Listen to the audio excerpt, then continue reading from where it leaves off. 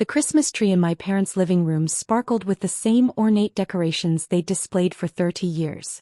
Crystal angels worth more than a nurse's monthly salary caught the light while my sister Caroline adjusted her Cartier bracelet and my brother Richard sipped 20-year-old scotch. I sat quietly in my simple scrubs, having come straight from my nursing shift as they assumed. Mother's disapproving glance at my attire said everything about how she felt about my career choices. "Emma, darling," Mother began, arranging herself on the Italian leather sofa, "isn't it time you considered advancing your career? You've been a nurse for 8 years now?" I took a small sip of water, thinking about the board meeting I'd led that morning via secure video conference. The acquisition paperwork was being finalized as we spoke. "The nursing is fine," I said quietly, knowing that beneath my scrubs, my smartwatch was tracking multiple hospital systems across 3 continents. "Fine." Caroline scoffed, her diamond earrings catching the light. "You could have been a real doctor like Richard. Instead you're changing bedpans." Richard, fresh from his shift as a cosmetic surgeon at his private practice, smirked. "Some people just lack ambition, sis." My phone buzzed silently, probably updates about the new emergency care protocol I'd developed being implemented across our network. I ignored it. "At least tell me you're looking for a husband," Mother pressed. "That nice Dr. Peterson at Richard's clinic is single. He makes 7 figures. I thought about the merger documents waiting for my signature, the ones that would make Dr. Peterson's entire clinic look like a small satellite office in my healthcare empire. "I'm focused on my work," I said simply. "Work?" Richard laughed. "Running around following real doctor's orders is hardly a career." My phone buzzed again. Then again. Multiple notifications now. "Your trust fund won't last forever," Father warned from behind his newspaper. "Not with your modest lifestyle choices." "I haven't touched the trust fund," I replied. "Not in 6 years." "Then how are you surviving?" Mother demanded. "That tiny apartment in the medical district." "It's sufficient," I said, thinking of the secure command center hidden behind its walls, monitoring healthcare operations across the globe. Another buzz. Then another. The notifications were becoming constant. "Speaking of survival," Caroline leaned forward, her Prada dress rustling, "I heard the Madison Healthcare Group is buying up hospitals in our area. Richard, isn't that affecting your practice?" Richard waved dismissively. "Some corporate giant throwing money around. Probably some old men in suits who wouldn't know a scalpel from a spatula." My phone was now lighting up continuously. Breaking news alerts filled the screen. Breaking. Madison Healthcare Group acquires major hospital networks in unprecedented $12 billion deal. Healthcare industry shocked by Madison Empire's rapid expansion. Revolutionary emergency care protocol transforms patient outcomes. The family room's TV, typically playing holiday movies, suddenly switched to breaking news. My official corporate photo appeared on screen, followed by footage of our latest medical center opening. Richard choked on his scotch. Mother's hand froze halfway to her wine glass. "That's..." Father lowered his newspaper slowly. "That's impossible." "Actually," I stood up, removing my outer scrub jacket to reveal an elegant designer blouse. "That's my company.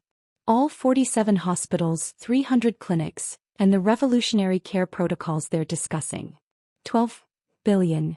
Caroline whispered, her Cartier bracelet suddenly looking rather insignificant. I tapped my smartwatch, bringing up a holographic display of our global operations. Real-time patient care data, treatment success rates, and financial metrics floated in the air.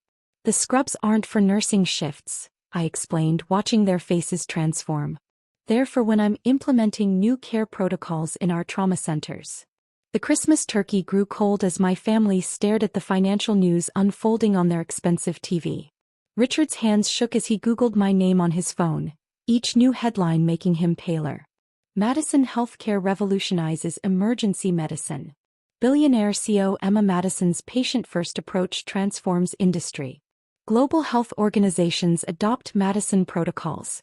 But you live in that small apartment near the hospital," Mother stammered, her perfectly manicured hands clutching her wine glass. "You mean my development center?" I pulled up another holographic display from my watch. "The small apartment that connects to 3 floors of medical research labs?" the one where we developed the trauma protocol that's saving thousands of lives. Father's Wall Street Journal dropped to his lap. Development center? That building must be worth 90 million, I finished. Though the research inside is worth considerably more. The new emergency care system alone is valued at twice that. Caroline's Instagram-ready smile faltered. All those times you couldn't attend my charity galas. I was in Singapore, I said, opening our Asian Medical Center. Or Geneva, meeting with the World Health Organization. Or Tokyo, implementing our critical care systems. The neighbor's Christmas lights twinkled through the window as several black SUVs pulled up outside. My security detail right on schedule. Those late-night calls you kept getting, Richard said weakly, the ones you said were from the nurses' station. Emergency consultations with our global centers. Each call probably handling more critical cases than your entire cosmetic practice sees in a year. I paused. By the way, that clinic you're so proud of? Check who owns the building now. My phone rang, the UN's Health Division. I declined the call. International healthcare policy could wait. But you never mentioned anything, Mother whispered. At all those country club events where I had to explain why you were just a nurse, while Richard was a real doctor. You mean the events sponsored by hospitals we now own? I smiled. Interesting how quickly perceptions change when ownership documents are updated. Richard's hand trembled as he reached for the Scotch bottle. The position at my clinic I offered you last month. Won't be necessary, I cut in. Though you might want to update your surgical equipment. Our new medical technology makes your current systems look prehistoric. The TV switched to footage of our latest emergency center, a state-of-the-art facility where my nursing experience had revolutionized patient care flow. The protocols have transformed mortality rates, I added, watching their faces. That medical board you're so proud of serving on, Dad? They're implementing our systems next quarter. Caroline's social media influencer instincts kicked in. She was already drafting a post about her brilliant healthcare innovator sister. Don't bother, I said, noting her movements. Our PR team has strict guidelines about family statements. They'll contact you with approved talking points. PR team, she echoed. Can't have family members accidentally revealing confidential medical innovations, can we? Those bedpan changes you mocked are now transforming global healthcare standards. Richard's prestigious medical degree suddenly seemed less impressive compared to the real-time display of lives being saved by my protocols. The trust fund, Father started again, is still untouched, I confirmed. I left it for emergencies, though our quarterly earnings might make it seem rather insignificant now. Mother's social calculations were practically visible as she processed the implications. The Hospital Association's annual gala has been moved to our new medical research center, I said. Guest list is limited to healthcare innovators and policymakers. But I'm sure Richard can watch it on TV with his cosmetic surgery clients. The security team outside was growing impatient. Through the window I could see more news vans arriving, their satellite dishes reaching into the snowy night. Dr. Madison, my chief of operations, texted, "The WHO emergency session is starting in 20 minutes. I stood up, straightening my designer blouse. Well, this has been illuminating. But I have a global health crisis to manage. But Christmas dinner. Mother protested weakly. Tell me, I turned at the door, what's worth more? Your turkey, or the 1,000 lives our trauma centers will save tonight. The security detail moved in smoothly as I walked out, leaving my family still staring at the TV where their just-a-nurse daughter was being hailed as a healthcare revolutionary. 1 month after the Christmas revelation, I stood in my command center watching real-time data flow across holographic displays. Patient outcomes, treatment protocols, and global health metrics danced in the air as my empire continued to grow. My phone showed Caroline's latest attempt at damage control, a carefully crafted Instagram post about family legacy in healthcare and supporting frontline heroes. Below it, alerts tracked Richard's struggling cosmetic practice. Turns out his wealthy clients preferred our new medical centers. Dr. Madison, my AI medical assistant Aria, materialized on the screen. The UN Health Summit is ready for your keynote. They're particularly interested in the rural healthcare initiative we launched yesterday. And the family situation? I asked, though our data analytics had already tracked their digital movements. Your mother has been removed from 3 hospital boards this week. Her previous comments about mere nurses didn't align with their new patient-first policies. Arya displayed the data streams.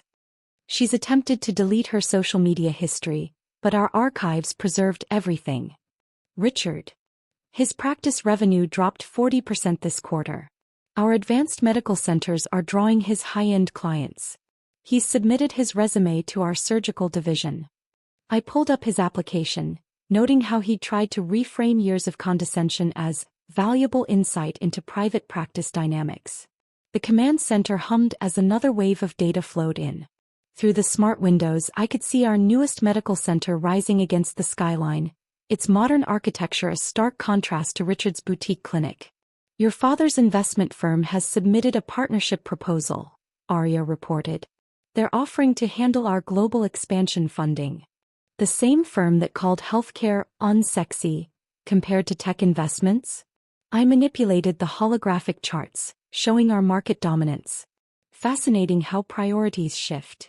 A subtle alert pulsed through my system. Caroline was in our main hospital lobby, trying to film content for her social media.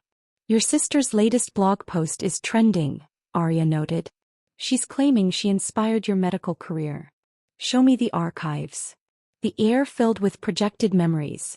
Caroline mocking my basic nursing job, Richard's dismissive comments about real medical professionals, every family dinner where they treated my work as beneath them.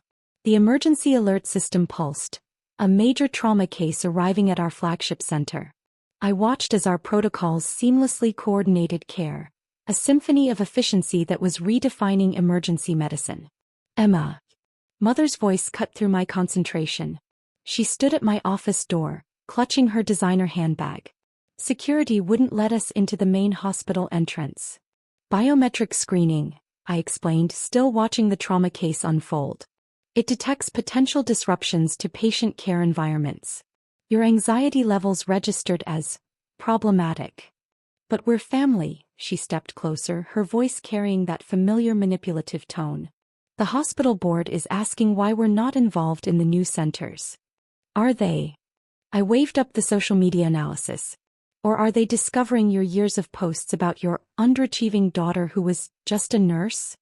The displays shifted, showing every dismissive comment, every backhanded compliment, every moment they treated my medical career as something shameful. Each memory played in perfect clarity, archived for posterity. We didn't know, she whispered. No, I agreed, finally turning to face her. You chose not to know. You were too busy bragging about Richard's private practice and Caroline's social media presence to notice I was transforming global healthcare. Through the smart windows, I could see Caroline trying to film herself in front of our emergency center. Her phone was already open to a draft post. So proud of my sister's amazing hospital. #HealthcareHeroes #Family Legacy. Your father's investments. Mother began. Are becoming irrelevant, I finished. Modern healthcare doesn't need traditional funding structures. We're not just saving lives, we're revolutionizing how medicine works. I raised my hand and the room filled with live feeds from our global operations. Emergency teams executing perfect protocols, rural clinics providing unprecedented care, medical breakthroughs happening in real time. Dr. Madison, Arya appeared. The WHO Emergency Committee is waiting. The pandemic response briefing is ready. Mother's eyes widened as my office transformed into a global command center, health ministers from around the world appearing on secure feeds. The Family Foundation, she tried one last time. We could partner. The foundation has been restructured. I cut in.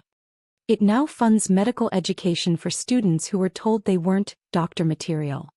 People like the nurse who saved Richard's patient last week while he was at the country club. The emergency alert system pulsed again as more cases flowed into our network. Through the windows, I could see Richard being escorted out after trying to access restricted areas. His medical license had triggered our security protocols. Apparently, he'd been attempting to copy our treatment algorithms.